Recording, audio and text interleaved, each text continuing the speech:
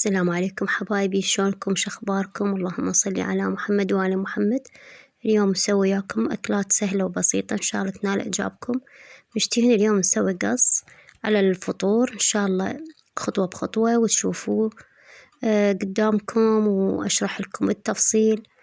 عندي هنا صدور دجاج منقعتهم بملح ومي وخل، وفتحتهم شرائح وقصصتهم رفيع، قصصتهم قصات رفيعة مثل الأصابع، وراح أتبلهم بالتوابل أو البهارات، وسويت وياهم من مقبلات هسه أشوفكم إياها إن شاء الله تنال إعجابكم.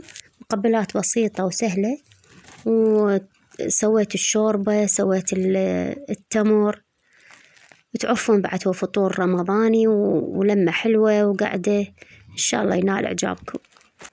هنا راح أنقع صدور الدجاج اللي قصصتهم بملعقتين روبة أو زبادي ونص ليمونة، وأنا المقدار اللي قصل عندي أو الصدر الدجاج اللي قصصته مقدار كيلو تقريبا. راح أخلطهم خلطة زينة، وضفت لهم ملعقتين من الخل الأبيض أو الخل الأسود كيفكم، يعني شنو متوفر عندكم خل تخلوه. وراح أضيف لهم التوابل مالتي هي بصل مطحون وثوم مطحون وزنجبيل وماجي وملح ومندوزي وبابريكا وهيل وورق الغار المطحون. هاي التوابل اللي أنا محتاجتها، والفلفل الحار حسب الرغبة، اللي حاب ياكل القص حار أو اللي حاب ياكله بارد بكيفكم براحتكم، هذا الشي اختياري. وحبيت اليوم أسوي هاي التتبيلة أو ويا هذا القص الفنجر، سوينا يعني فطورنا نواشف. راح أنقعه أو أتبله لمدة ساعتين. بعد ما نقعته لمدة ساعتين وغلفته بورق النايلون، حميت لي طاوة عليها خاشوقتين من الزيت، وقعدت أقلب بيه لحد ما طلع مي. راح أغطيه بالقبق وأخليه شوية يمتص السوائل اللي طلعت من يمه، يمتص الأملاح والبهارات ولحد ما ينشف. لما نشف عندي كلش كافي، هيك صار بهاي الصورة، سهل وسريع وعبالك مسوينه يعني جايبينه من المطعم، كلش طيب، جربونه وراح ينال إعجابكم. هنا عندي استوى كلش كافي، راح أطفي النار عليه وأقدمه ويا الفنجر. أكلة سهلة وسريعة ما تحتاج أي تعب. هنا مشتهين إحنا نسوي اليوم مقبلات أو أشياء بسيطة.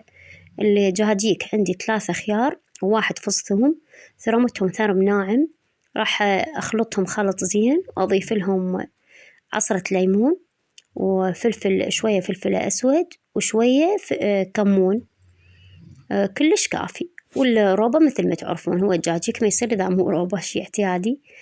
كاسة روبة أو 4 ملاعق أو 5، يعني حسب الملعقة مالتكم. أنا عندي ملعقة قياسية شوية حجمها كبير، هي تقريبا علبة كافي، 500 كلش كافي على هيجي مقدار. المقدار اللي مسويته يعني فتشي بسيط. صلوا على محمد وآل محمد بنات، وإن شاء الله تجينا البركة والخير بصلاة على محمد وآل محمد، ورمضان كريم على الجميع.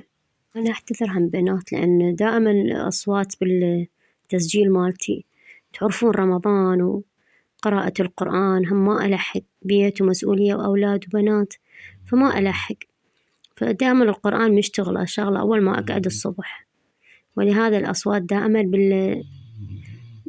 الفيديوهات مالتي. أعتذر كلش.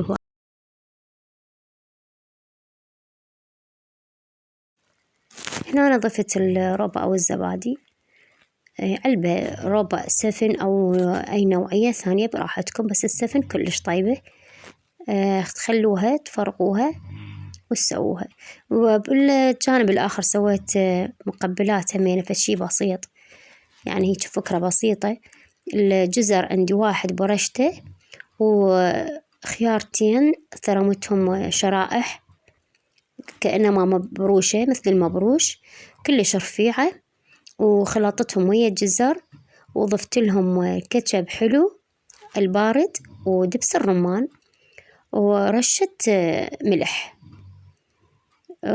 ما ضفت أي شي فوقاهم، يعني شغلة سهلة وبسيطة وما تاخذ لا وقت ولا شي، مقبلات سريعة.